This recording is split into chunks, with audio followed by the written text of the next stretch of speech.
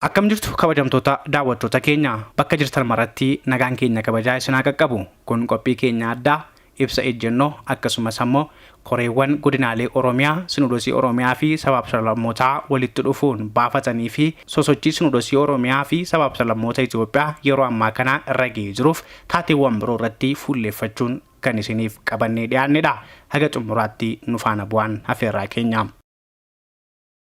Mana amantaa Ortodoksii Tawaahidoo Itoophiyaa keessatti gaaffiin afaan ofiitiin sabboonnii fi sabaaf sablammoonni biyyattii tajaajiluu fi akkasuma tajaajilamuuf gaafachuu eegaluun yeroo dhiyoonasitti mata duree oduu miidiyaalee akkasumas immoo dhimma ajandaa biyyaa fi keessumaa immoo dhimma amantaa Ortodoksii isa ijoo ta'eetii jira.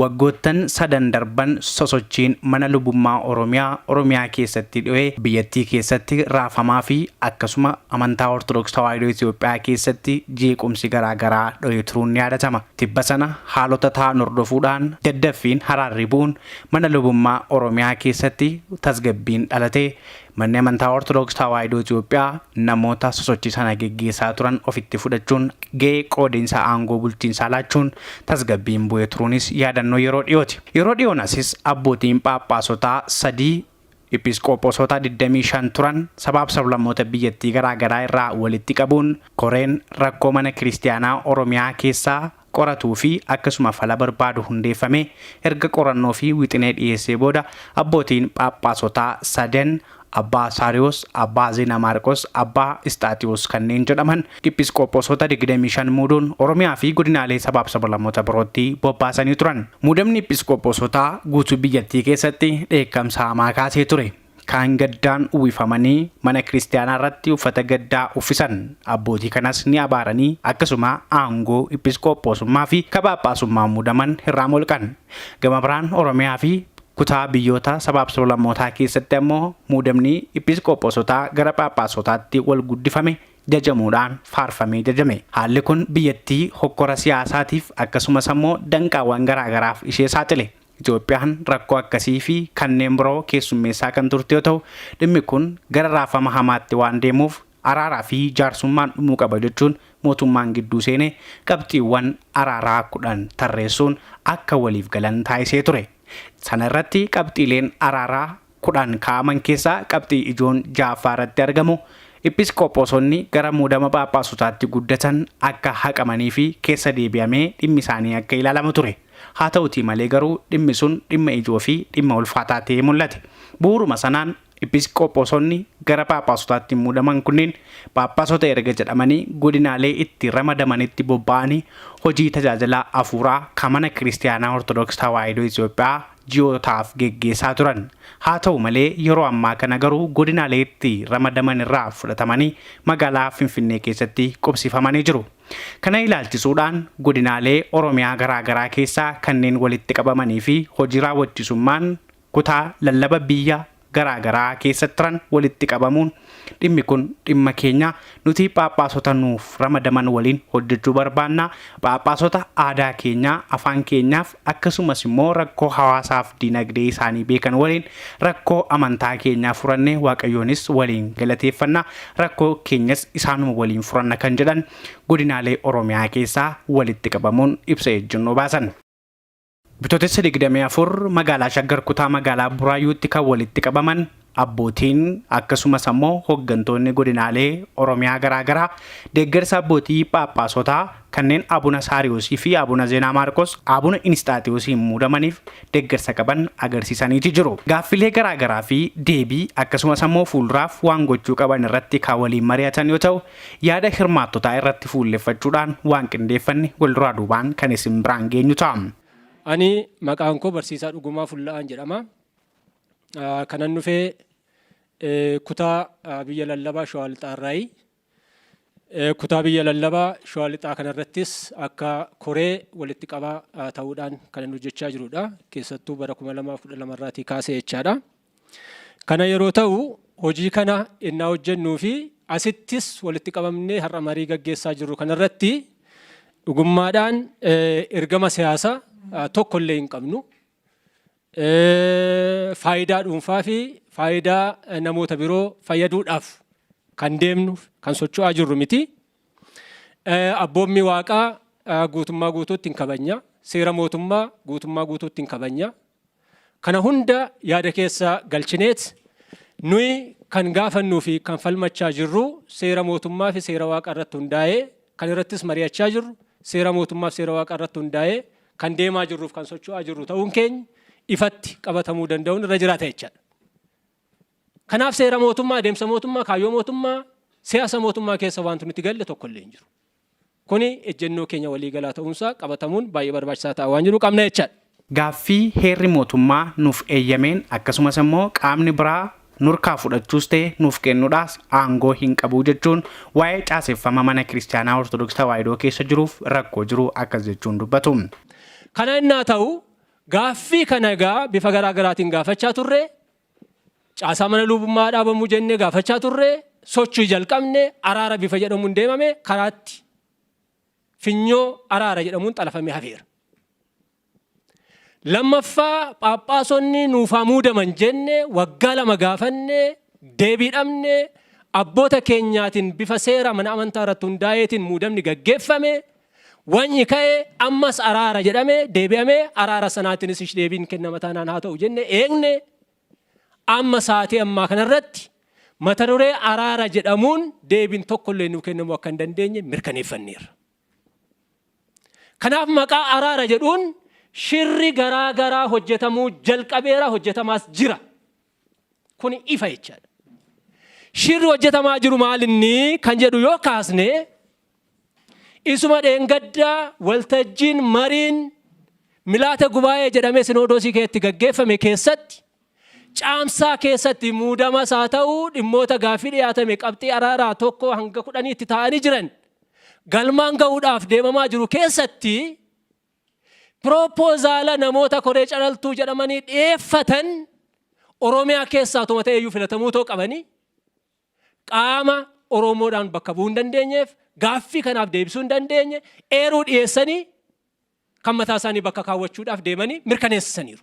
Innis guutummaaf guutuutti sirrii waan hin taaneef abboonni keenya sadanis keessatti waan hin hirmaanneef isumayyuu immoo deebi'amee amma sirrii miti jedhamee ganaa deebi'amee caamsaa irratti koree haaraa filuudhaaf sagantaa caamsaa jedhamee taa'ee sana dabarsanii gara onkololeessa 2016 jedhutti ceesisuudhaaf hojii hojjechaa jiranii fi socho'amaa jiru ta'uunsaa bira ga'ameera. Kanaafiyyuu qabxii araaraa jedhamee hanga caamsaa jedhamee taa'ee sanas rikba kaahinaat jedhamee taa'ee sanas cabsaniiru. Gaaffii keenyaaf deebii nuu kennuurra hin jiran. Shira garaa garaatiin gaaffiin Oromoon gaafachaa jiruuf sabaaf sablammiin gaafachaa jiru bifa garaa garaatiin karaatti cabaa jira. Shirri garaa garaa hojjetamaa jira. Bifa garaa garaatiin raawwatamaa jira. Odeeffannoo qabnuunis bira geenyeera.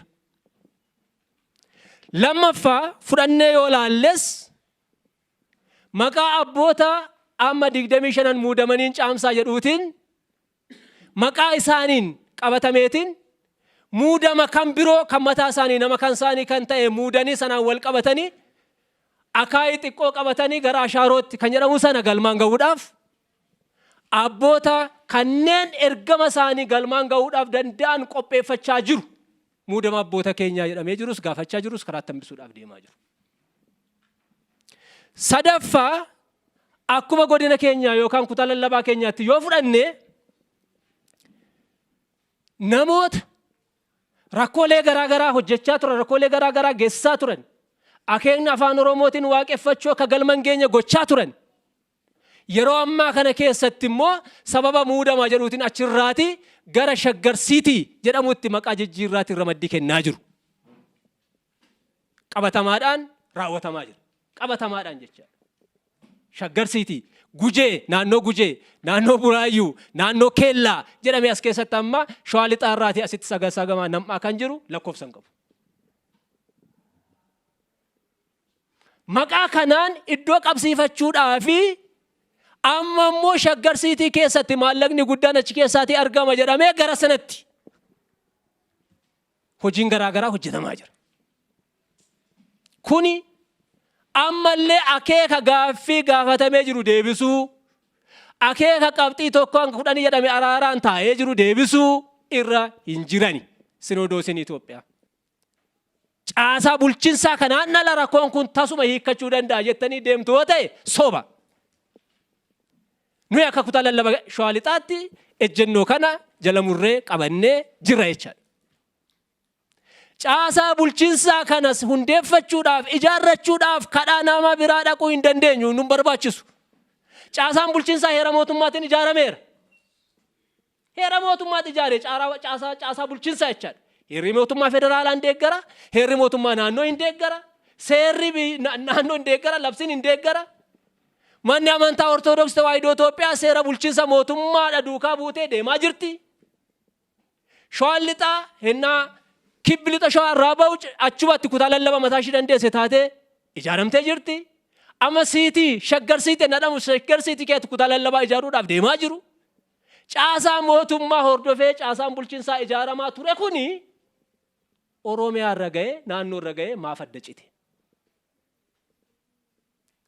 Caasaa bulchiinsaa kana gama seeraanis, gama seenaanis, gama amantaatiinis, gama mootummaatiinis humna tokkoon gurmoofnee godinaaleen bakka tokkotti dhufnee gurmeeffannee ijaarrannee caasaa keenya irratti nama ramadannee socho'uu danda'u nu gubbaadha jiraata. Amantaan Ortodoksii akka waan saba tokkoo taateetti ilaalamaa kan jirtu waan ta'eef nuti amantaa kana nama biraatirraa yookaan qaama biraa kan fudhanne osoo hin taane amantaan kun amantaa hunda keenyaatis jedhanii jiru.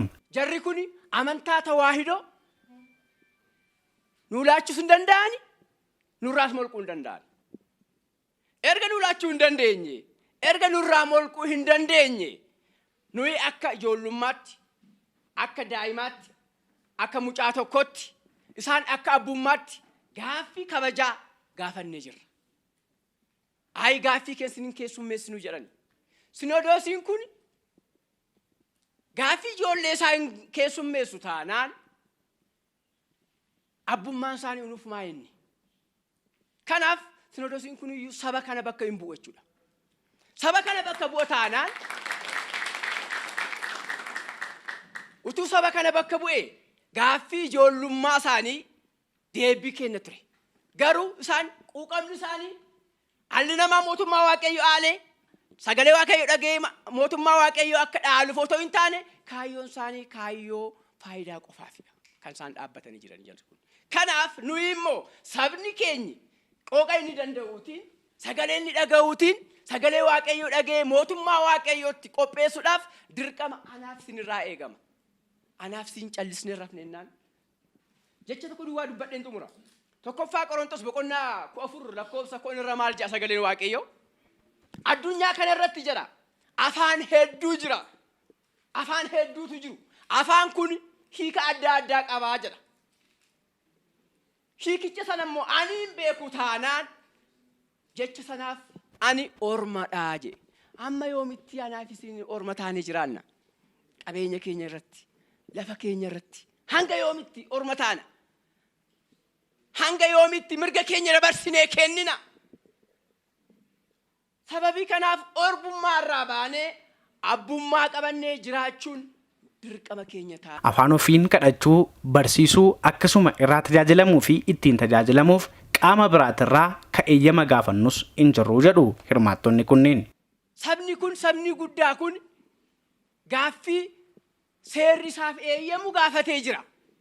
Gaaffii kana immoo unumatu hojiirra oolfachuu qaba.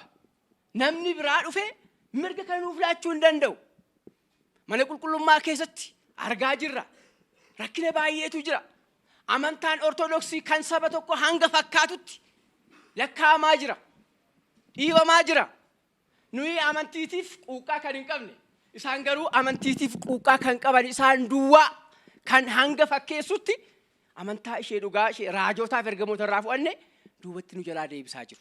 Godina Harargee Lixaa irraa akka dhufan waa'ee sosochii gochaa jiranii fi rakkoo dhalate akkasumas ammoo yaada fuulduraatii fi jijjiirama ammaa irratti argameef fuulduraafis ammoo hojii mana eeggatu irratti yaada wayita kennan eenyullee waa'ee afaan ofiitiin tajaajilamuutii fi mirga biraa namaa kennuuf namarraa fudhachuuf aangoo mana kiristaanaa keessatti waliin qabnuun wal caalmaan akka hin jiraanne jechuun dubbatanii jiru. Luba Taaddasaa Dirribeen jedhama. Itti gaafatamaa yeroodhaaf hojii qindeessaa kutaa biyya lallabaa godina Harargee Lixaati. Akkuma namoonni baay'een warri siyaasaa nama hidhu dhabanii nama adabu dhabanii karaarra bahanii namoota arrabsan sana isaan keessaa mootummaan kun mootummaan akka isaan hin hiike baraniit akka isaan hin adamne beekaniit yookaan immoo iyyuu akka bara dabresanii kutaa isaanii dhaqanii kan isaan hin tumne waan beekaniif bahanii akka fe'anitti arrabsu. Kana keessatti miidiyaadhaan yeroo baay'ee argitanii jirtu.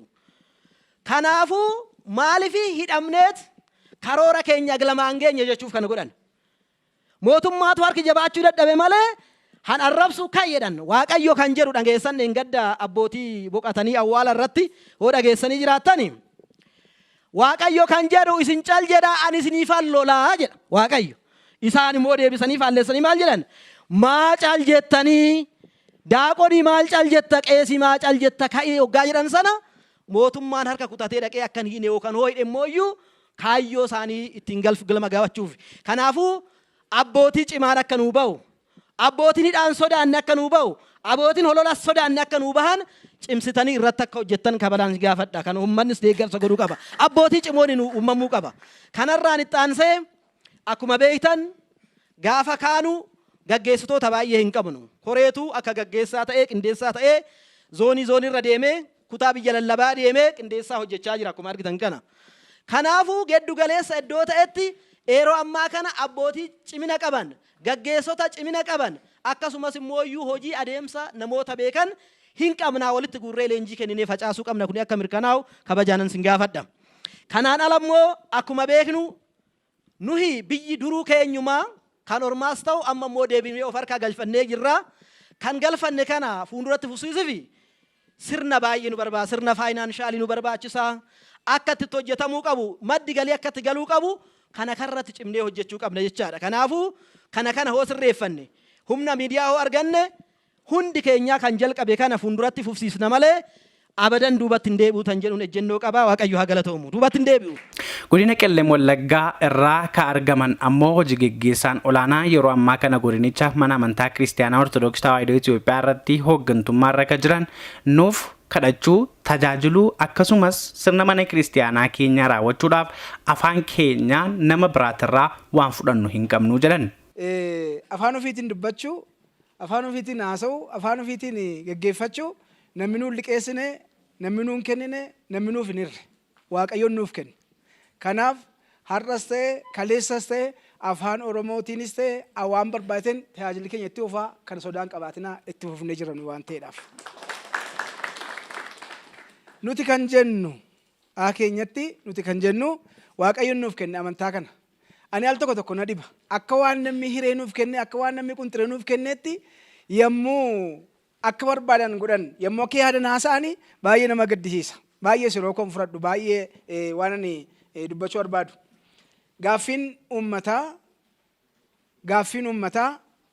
Gaaffiin uummanni qabu gaaffiinsaa gaaffii lama. Mootummaan caaseffama qabaadha gaaffiin keenya. Mootummaan caaseffama qaba.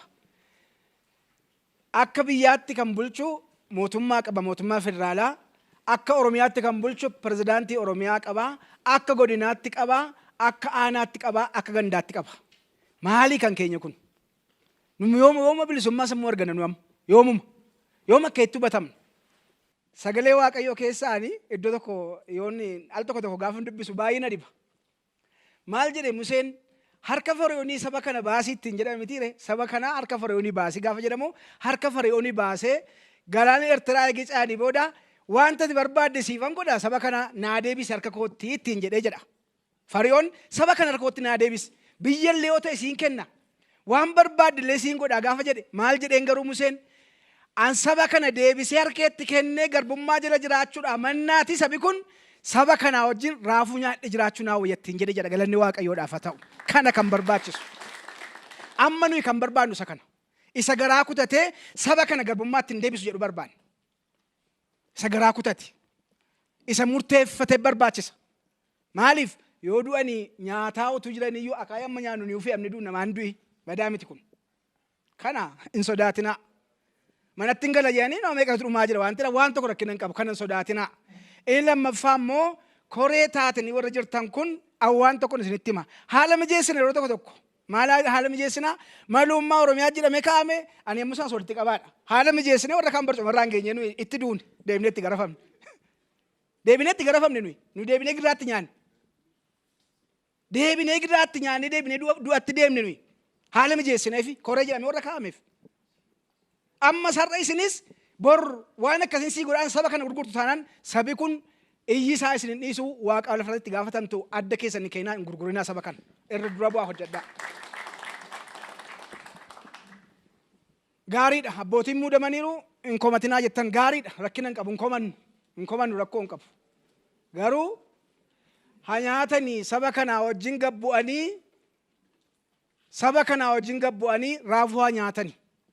Raafuu nyaatan bishaan raafuu nyaatan kanatti nu himaa.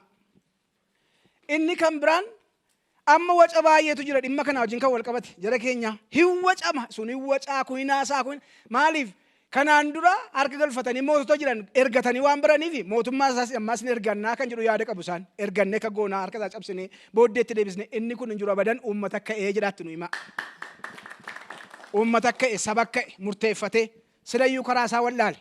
Amantiidhaan nu qoodanii uummata miliyoona 16 ol amantaa kana keessaa ilmi Oromoo mucaan Oromoo bahee amantii isaa geeddaree har'a isa bakkee jirutu akka godina Qellem Wallaggaatti kottaa laalaa eegi waa'een dubbii kanaa ka'ee gara bataskaanatti dacha'aa jira galanni Waaqayyoodhaaf haa ta'u gara batasaatti mana koo jedhe mana koo dhiiseen deemuu sila'uu nan balleessee jedhe eessa rattaa jenne itti maa jirra kana jala muraa nu qabadhaa.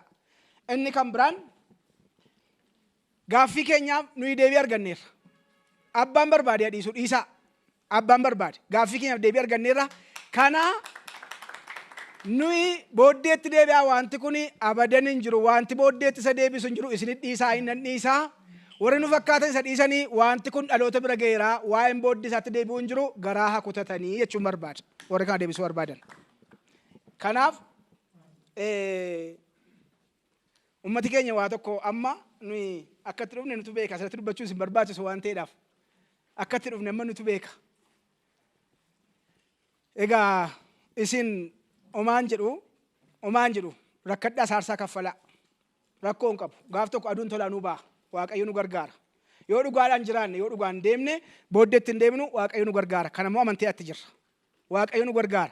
Akkamitti akka hojjetaa jiru nus beekna waan ta'eedhaaf keessas jirra waan ta'eedhaaf kan diigu hin jiru xalaa waan nama dhibu keessatti xalaa tokko dhufa dheengadda. Waa'ee xalattee sanaan kaasee bira darba. Xalaa tokko dhufa. Baay'ee nu dhibe nuyi kolfee uummatatu raajeffate. Xalaan kun eessaa barreeffama? Paatriyaarikii birraa barreeffame jedhameetu eessa dhaqe xalaan kun kallattiidhaan Axibiyaa bira dhaqe. Kallattiidhaan. Maanni paatriyaarikiin kallattiidhaan Axibiyaa yaju? Kallattiidhaan Axiyaa maaliif? Yoo godina dhaqe rakkoo qabaachuu danda'a, fudhatama qabaachuu dhiisuu danda'a. Yoo tarii isin bukkee dhufe rakkina fudhachuu danda'a. Eessaa dhufee jedhe uummati. Eessaa dhufe meenuu dubbisaa innan kana jedhaa jennee itti agarsiifne. Maal kana gowwaan immoo raatu nu seeni nuyi abbaa barbaadu nu biraa kaayii abbaa fideeni achumatti geessaa jedhe uummati deebise. Dhugaadha. Uummata deebise edhaa geessaa jedhe. Abbaa fiddetti deebisii jedhame. Kanaaf kana nuu beekaa. Kanaaf uummati keenya gaaffii nuyi qabnu amma. Phaaphaasii keenya nuyi qaama barbaachisaa gaafachaa jirra. Qaama dhimmi isaa laallatus gaafachaa jirra. Phaaphaasiin keenya dhufanii as jiru nuu kenna nuu deebisaa. Iddoo isaaniitti nuuf deebi'an. Maaliif uummati keenya kana kaayyoon keenya waan ta'eedhaaf. Kanaaf phaaphaasonni keenya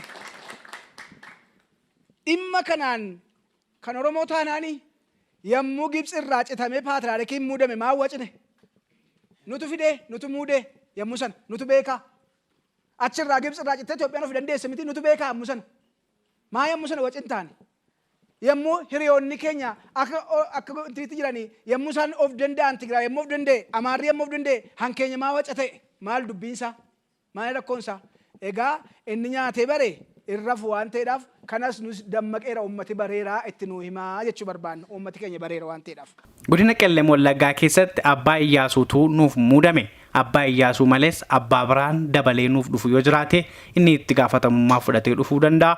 Ammatti garuu kan nuti beeknu abbaa Iyyaasuu qofaadha jechuun abbaan kun dubbatanii jiru.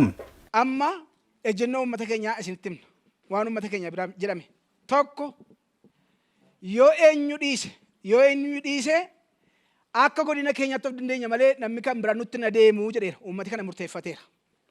Lama isiniif hin deemneera xalaa Axibiyaa irraa gara aanaatti kan dhufe uummata miliyoonaan lakkaa'amu isiniif hin deemneera amma nuyi aanoleen 11 chaappaa isaatiin chaappessanii soba akka hin jedhamne chaappaadhaan chaappessanii isiniif hin deemneera. Aanoleen 11 ejjennoo isaa ibsa ejjennoo isaati baafate. Ibsa ejjennoo isaati kan aanaa 11 baannee makiinaa kaa'uu dadhabne firmaan makanaa akkamitti finnaa inni hin dadhabne maaliif kirtaasii guutee akkatti baanii dhufnu dhabne waan ta'eedhaaf aanaamti bakka bu'ee chaappaa yoo godhe namantu jennee fudhanne waan ta'eedhaaf kanaaf aanaan kan nutti kenne akka hojjetaa waajjira keenyaattis kan mallatteessee kenne isiniif hin dhufneerraa kunoo nurkaa fudhaa. Ejjennoon keenya ejjennoodha. Yoo wanti fedhe hafe bataskaana isaa ofiin danda'ee Oromoon obbulfata malee kanaan booda akka hoolaa mormatti hidhanii achi harkisuun hin danda'amu. Godina Wallagga Bahaa ka argame dargaggoon abboonni mana kiristaanaa geggeessaa turan rakkoowwan garaagaraa dhiibbaa sabarraan gaawaan turaniif ulaagaa ittiin godinicha geggeessan ummaticha qulqulluu kana ittiin geggeessan illee hin qabanii jechuun dubbatan. Akkuma godina Wallaggaa Bahaa ka magaalaa Naqamteetti abbootiin hafan luboonni akka isaan lubbuun hin jiraanne maatii isaanii hin bushineef akkaawuntii ugguranii birrii miliyoona 6.3 akkaawuntii isaaniitti dabarfatanii abbootiidha kun ajaa'iba dhugaan isiniin jedha. Abbummaas bakka bu'uu hin danda'an jechuudha warra akkasii kun. Kanaafiyyuu nutiif abbaan keenya abbaa barsumaati.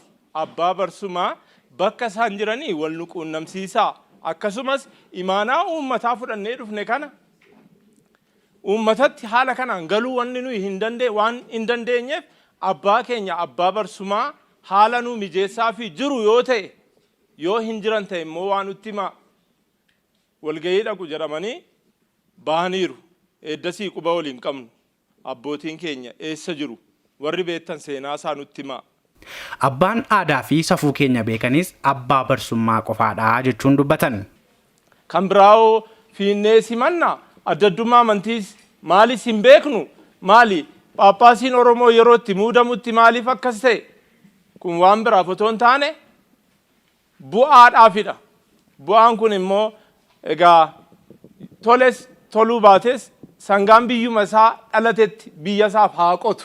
Wallagga Lixaa irraa ka argaman seenaa abbootii keenyaa kaasnee yoo yaadanne qabsoon isaan taasisaa turan guddaadha. Nutis faana abboota keenyaa buune abboota keenya 25 nuuf muudaman waliin dhaabbanne hojii isaan waliin eegallee itti fufsiisuuf qophiidha. Qaama biraa yookaan abbootii biraa godina keenyatti ramadamuuf yaadaman yookaan ammoo Sinodosiin Itoophiyaa waan biraa kan karoorsu ta'e gonkumaayyuu fudhatama hin qabu jechuun dubbatan. Maqaan koo egaa Liqati Guwaannaan jedhani Angaroo Habtaamuu Bantii dheeressaadha.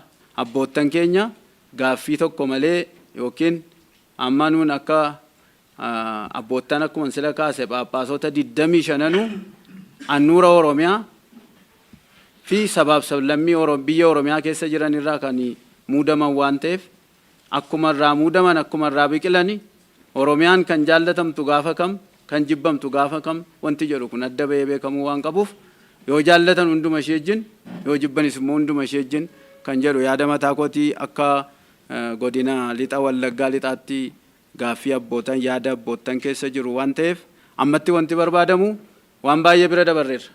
Abbootan keenya wajjin hojii keenya jalqabne fuulduratti itti fufuudha. Mana kiristaanaa keenya keessatti ka itti guddanne akkasumas ilmaan keenya kan itti guddifne nuti achi keessatti kan guddanne afaan hin beekneef waggoota 160 waliif yeroo itti fayyadamaatii turre callisanii afaan tokko qofaan nu tajaajilaa turan. Garuu Sinodosiin Itoophiyaa dhuguma amantaa kana babal'isuu jabeessuu fi guddisuu barbaada yoo ta'e afaan sabootaaf sablammootaatiin akka uummanni tajaajilamu gochuu qabu turani. Kun ammoo jibbaa afaan sabootaaf qaban irraa maddaa jedhan. Amantaa kana keessattis hin guddadhe. Amantaa kanaanis nan guddadhe. Ijoolleen koo garuu ijoollee qubeeti waan ta'eef afaan kana hin beekan. Tokko kana giddu galeessa godhatamee Phaaphaasonni keenya akka Oromiyaatti muudamaniiru. Etuu akka amantii Ortodoksii nuyi afaan kana waggaa 160 yeroo itti fayyadamnu etuu dhugaa amantii etuu qulqullummaa qabu ta'e sabaaf sablammiin 80 ol biyya kana keessa jiru afaan kanaan tajaajilamuu qabu jedhanii dubbatu ture. Dubbii amantii miti waan ta'eef faayidaadha akkuma sila ka'e yeroo naannoo keenya dhufanii abbootiin keenya simatanii lafa kennanii manna amantii irratti ijaaramee ijoolleen keenya yeroo tokko barachuu jalqabdu immoo taappeellaa garaagaraatti irratti maxxanamee mana amantii sana keessaa ari'amu. Kana Waaqayyoon jaallatu. Ammas taanaan etuu dhugaa amantiidha ta'e Phaaphaasonni keenya yeroo muudamanii kan Oromiyaa qofaa miti kan sabaaf sablammii muudamanii kaleessa balleessineerra jedhanii Phaaphaasonnumti har'a nama kakaasanii wayaa gaddaafadhaa mataa haaddadhaa jedhanii ani yeroo isaan kana jedhanii dhuguma gaabbii galuuf kaleessa balleessan jedheen fudhataa ture. Sakaleessa nu burjaajessaa turan dhuguma gaabbii galuu wayaa gaddaa uffachuu miti mataa haaddachuu miti boolla qotatanii keessa taa'anii ji'a 4 ji'a 5 isa kaleessaa sana balleessineera jechuu qabu jedheen akkasitti nu hubataa ture. Kanaaf ammas Waaqayyo qalbii haa kennuuf isaaniif. Karaa kan biraa immoo etuu dhuguma amantiidha ta'e Phaaphaasonni kun yeroo muudamanii galateeffachuu qabu kan sabaaf sablammii dabalanii muudani waan ta'eef galateeffamuu qabu. Waaqa biran jiran Waaqayyo isaanitti haa dhufu. Waaqti isaan duukaan jiru Waaqayyo isaanitti haa dhufu. Maallaqi Ortodoksii biyya kana keessaa walitti qabdu biliyoona miti tiriliyoonadha. Rakkataan biyya Itoophiyaa rakkataan naannoo Oromiyaa itti fayyadamuu qaba. Kana miti waan kan biraatti jiru isaan. Mootummaanis kana beekuu qaba. Nuyi galmi keenya mana amantiidhaa kaaneetu beeta mangistii gallaa jedhani. Amantiinii fi siyaasni walitti dhufuun qabu ture sila. Ofirratti yaaduu qaba mootummaan dhuguma nama amantiiti isaan. Waaqayyo isaanitti araaramu. Amma san kan hin jechaa jiru abbootiin keenya dhugaa qabu. Ummati Oromoos dhugaa qaba. Namni naannoo tokkotti muudamu biyya lafaarratti kan duudha sanaa beeku kan afaan sanaa beeku ta'uu qaba. Akka biyya lafaattis. Yeroo akka Waaqaatti muudaman immoo kan duudhaa keenya beeku afaan keenya beeku dhaloota bade kana kan deebisudha isaan. Kana mootummaan beekuu qaba. Dhaloonni Oromoo kun afaan kana wallaalee amantii kana dhiisee addeen ta'an akka hin dhaabbanneef mootummaan illee kana yaadee kana caalaa amantii kana guddisuudhaaf kana caalaa Ortodoksii hundee ishee lafarra dhaabuudhaaf Oromiyaa qofaa miti kan sabaaf sablammii illee afaan isaaniidhaan akka tajaajilaman gochuudhaaf mootummaan illee gurra isaa gara keenyatti qabuu qabadheen dubbadhan. Dhaloonni kun akka hin banne akka Waaqa sodaatu akka Waaqa isaa tajaajilu akka ittiin baratu akka waaqeffatu. Sabni afaan isaadhaan hin waaqeffanneef afaan isaatiin hin kadhanne immoo gabrummaadhaaf isa saaxila mootummaan kana beekuu qaba. Kana jala dhaabbachuu hin qabu. Arrallee shira garaagaraatti shiramaa jira. Iddoo abbootiin keenya sassaabanii ol dhufanii shira garaagaraatti godhamaa jira. Maallaqi silaa rakkataa gargaaru. An akka fakkeenyaatti sagalee kan miidiyaa irraallee nan dhabe. Oromiyaa rakkoo keessa turte, beela keessa turte, gadadoo keessa turte. Abbootiin amantii Ortodoksii biyya kana gaggeessaa jiran dhuguma sabaaf sablammii tokko kana ija tokkoon ilaalu taanaan maaliif cinan dhaabbanne warra abiddaan gubate. Warri beelli isaan qaqe maaf cinan dhaabbanne dhuguma amantiidha taanaan. Amantiin saban ilaalu. Amantiin biyyan ilaalu. Hunduma wal qixa ilaalu. Nus afaan kana wajjiniin Waaqayyo nu uumeera waan ta'eef. Isaanillee Waaqayyo isaaniif haadhiisu maal jedhu yoo afaan Amaariffaadhaan waaqeffatta malee Waaqayyo isiniin dhaga'uudhaan uummata keenya burjaajessaa jiru baadiyyaan magaala keessa deemanii. Ammallee shira isaanii nurraa dhaabanii mootummaan itti dammaqee baree shira isaanii nurraa dhaabanii ijoolleen keenya nuyi ummati sabaaf sablammiin biyya kanarra jiru afaan isaadhaan akka tajaajilamu afaan isaadhaan akka waaqeffatu mootummaan gurra isaa nuu kennuufii qaba. Yoo kana ta'uudhaa baate itti dhumnatti duuna malee namni boodatti deebi'u hin jiru.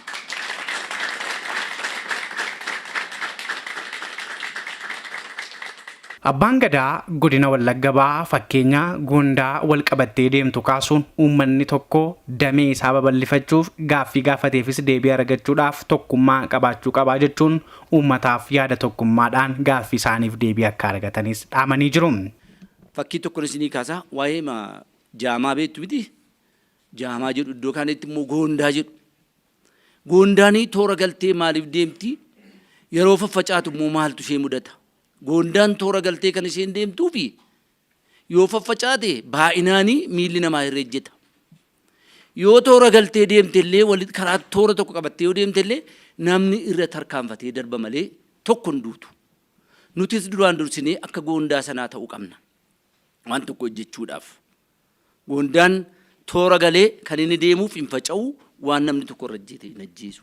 Nutis immoo wanta yaannu wanta ejjennu hundumaa yoo kana fakkii kana fudhannee wanti tokko udduubatti nu duubeessu hin jiru. Beekumsaanis Oromoon, qabeenya isaatiinis Oromoon, fayyummaa isaatiinis Oromoon, bal'ina lafaa isaatiinis Oromoon waan adda addaa waan jireenya namaatii ta'ullee hunda guutuutti waan qabuufi isa kana bira geenye abbummaa keenya dhuunfannee jechuudhaa fi gufuuf gufaatiin waan jiruufi amma yeroo sanaa kana gufuuf gufaatiin kuni jaarraa ijoolleen amma gahan abbootiin kan nutti dabarsan akaakayyuun keenya kan nutti dabarsan waa'ee afaan isaaniitii waa'ee dhibee isaaniitii waa'ee jireenya isaaniitiif du'aniiru lafeen isaanii caccabeera.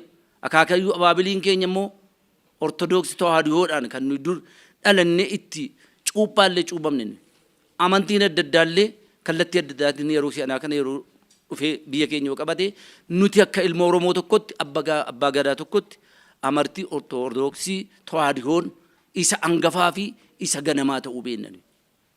Namni yeroo cuubamu waaqatti gala. Kan cuubamne kan adda nageenye amma waldaan babba'atu karaltii adda addaatiin malee inni isa babba'atu inni isa jiraatu Oromoodhaaf faayidaa buusu malee. Kanaaf amma nuyi kan nuyi dubbannu kanaan dura Phaaphaasonni keenya walisotti yeroo muudaban sanallee sababa hin beekamne yeroo jedhan miidiyaa keessa yeroo dhageenyu baay'ee gaddina. Eessatti muudamanii? Biyya keenya keessatti muudaman, biyya Oromootti muudaman. Eewuun muudee saba Oromootu muudate. Akka waldaa amantaa kiristaanaa ajajutti muudaman malee namni tokkollee isaan muudee hin jiru. Akka sirna gadaattis, akka sirna Oromummaattis, akka biyya Oromummaattis gaafatanii gaaffii dhabanii itti galan malee waan gabaadhaan miti. Namni biyya isaa irratti eeddi gaaffii dhabee mana guddaa abbaan bal'aa qabu tokko abbaan barbaade mana guddaa bal'aa qabdaati keessaa naa bahi jechuudha kana booddee akkas ta'a jechuudha. Isa kana gonfumaa balbala keessan cufattanii balbala keenya cufannee ituu eewuun hin dhiibin karoora jiruun waldaa amantaan jiruun itti deemnee karaa amma nuu baname kana qaamni mootummaallee jaroota kanaallee nagummaa isaanii eeguudhaaf yeroo inni laqamteen dhufu laqamtee hundumtiyyuu namni manatti hafee hin jiru magaalaa laqamteeti. Iddoo adda addaattis namni. Kanaaf amma inni kuni yeroo duduba deebi'amee jiru yeroo duduba deebi'amee kana uummanni keenya mufatee jirama. Maaliif Phaaphaasiin nuu mudabanii nuu biran geenye? Maaliif nuu dhumnee jedhee miira gabraa keessa galaa jira. Kanaaf amma nuyi miira gabraa keessa iyyuu mootuu hin galin warri kanaan dura 25 filamatan suni bakka jiranitti akka amma manaa ka'ettis akka bakkee dhageenyuttis bakka jiranittis tumsa karaa adda addaa godhamee fi ofiyyuu hin danda'u. Phaaphaasonni keenya ofiyyuu hin danda'u darbaniyyuu namaafiyyuu hin ta'u isuma isaanimmatti fayyadamuuf jedhanii inni kaan immoo nafaan keenya hin beeknellee akkamittiin gadhiise inni wacu kanadha. Kanaaf Phaaphaasonni kuni atattamaanii akka isaan bakka itti muudaman sana muudama gaarii argatanii muudaman sanaanii bakka sana akka isaan nuu ga'anii wanta ta'uu qabu akka yaada kootiitti. Xalaayaan akkuma amma calqabamettis akkuma amma dubbattan waltajjii irraas baay'ee isinitti boonne irra adeemsi keessan baay'ee nutti tolee isa kana Waaqayyo fiixaan nuu baasaa.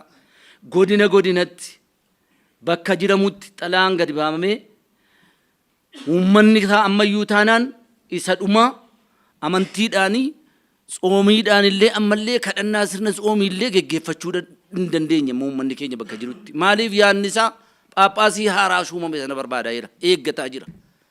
Inni kun ammayyuu isa kana keessa tuu tsoomnu wanti dubbatamu wanti dhugaa ta'e Tsoomii tsoomanii wanti hamaan afaan namaa keessaa hin ba'uu fi uummanni kun uummanni keenya of gadi qabee amma tsoomiin kun hiikamutti illee maaltu nu dhufa isa booddee maal taana kan jedhuu fi saba tasgabbaa saba aadaa isaatiin bulu waan ta'eef isa kana qaamni mootummaas iddoo olaanaatti ilaalee fi waan namaa kennan deebisanii nama harkaa fudhachuun qaaniidha. Waan nama nyaachisanii afaan namaa keessaa fuudhuun qaaniidha.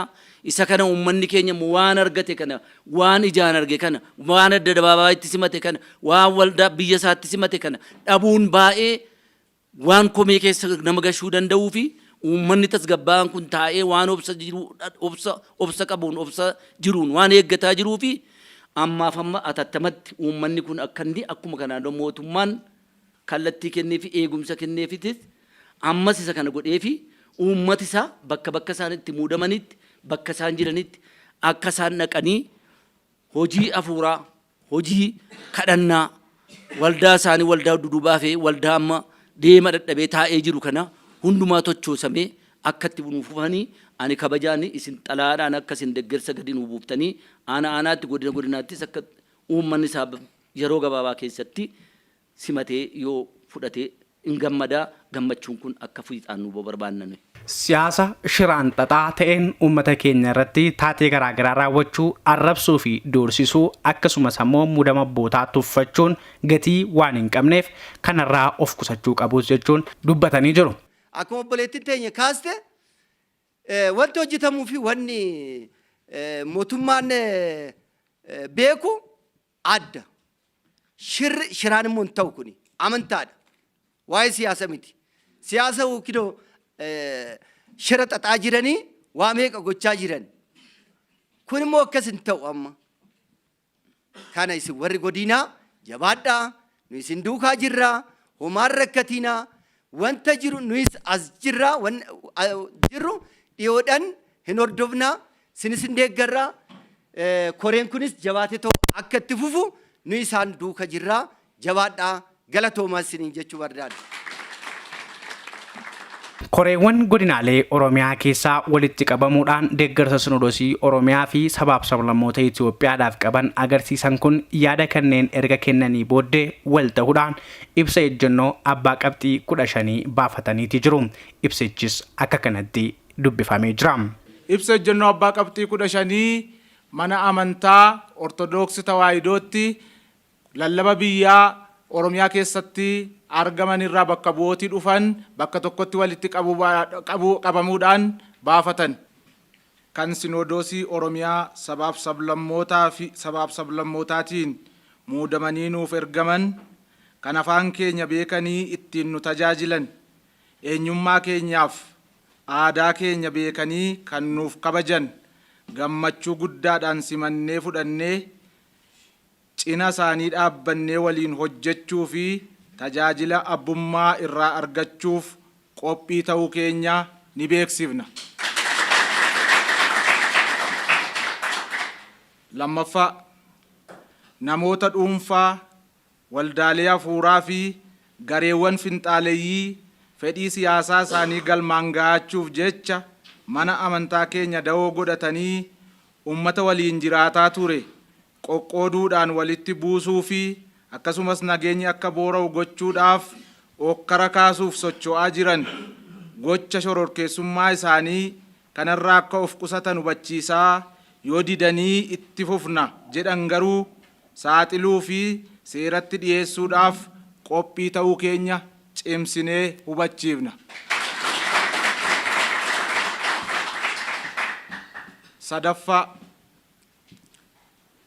ammaan booda dhiibbaa mana amantaa da'oo godhatee afaan keenya lagatu aadaa keenya tuffatuuf eenyummaa keenya balaaleffatu gatiittii danda'ee baatu waan hin qabneef abboottan kana raawwachiisuudhaaf karaa Sinoodosii duraanii humnaan nutti ramadaman manni amantaa keenya gonkumaa kan hin simannee fi lafti keenyas baachuu kan hin dandeenye ta'uu keenya cimsinee beeksifna.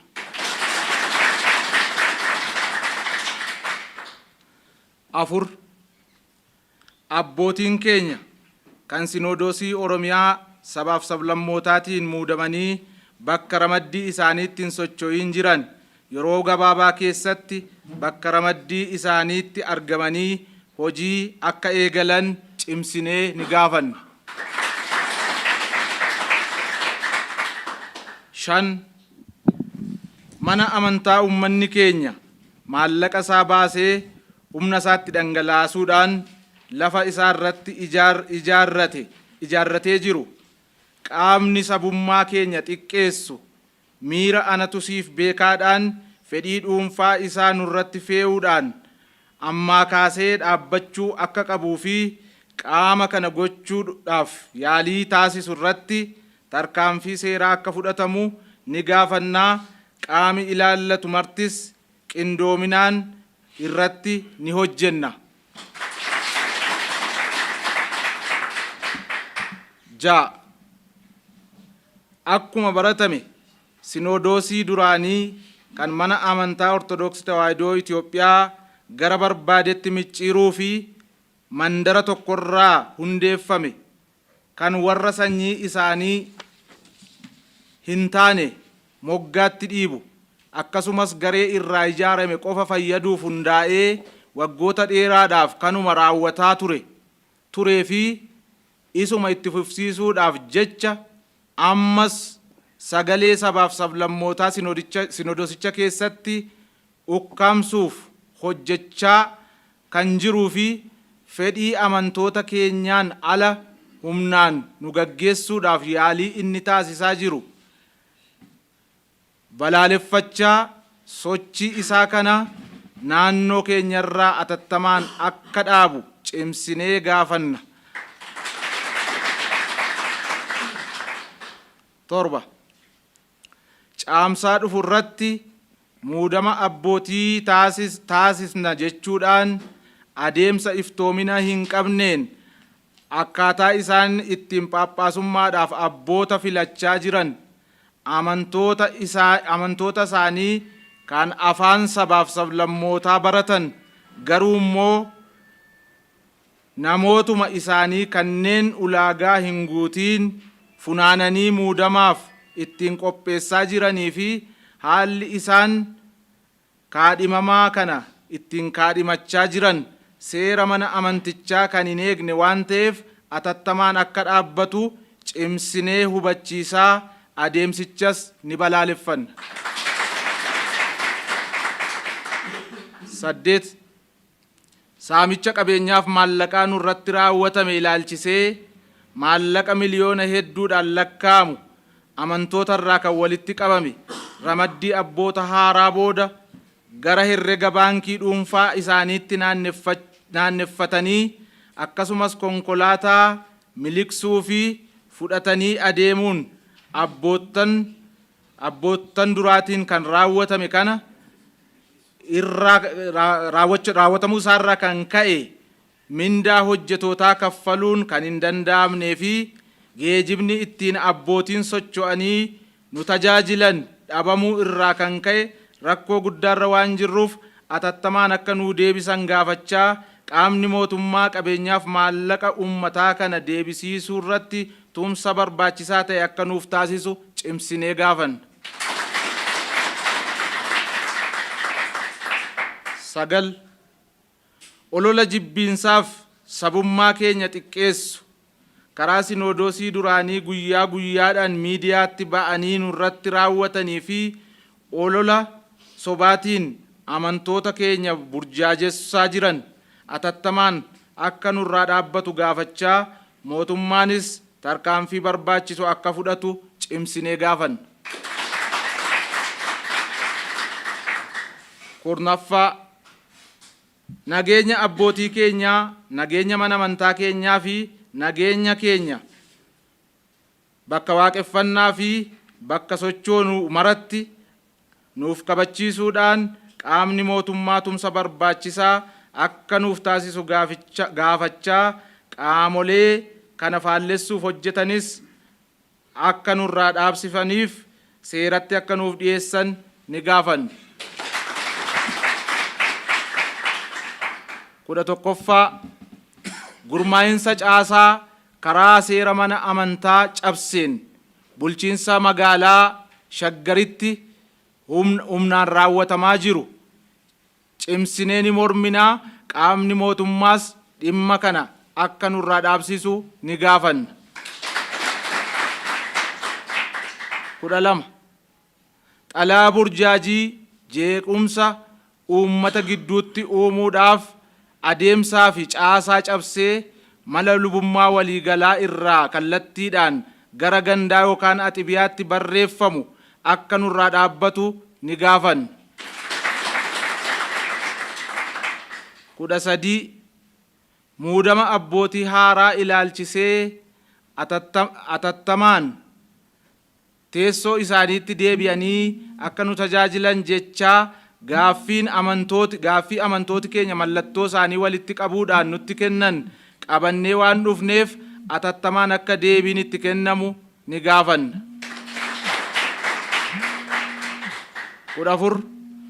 Guyyaa har'aarraa kaasee caasaa mana kiristiyaanaa sadarkaa naannootti mana amantaa keenya hoogganu maqaansaa mana amantaa Ortodoksii Tawaahidoo Itoophiyaatti waajjira qindeessaa biyyoota lallabaa Oromiyaa jechuudhaan kan hundeeffanne ta'uu keenya beeksisaa qaamni dhimmi ilaallatu marti kana hubattanii deeggarsa barbaachisu akka nuuf taasistan cimsinee ni gaafanna.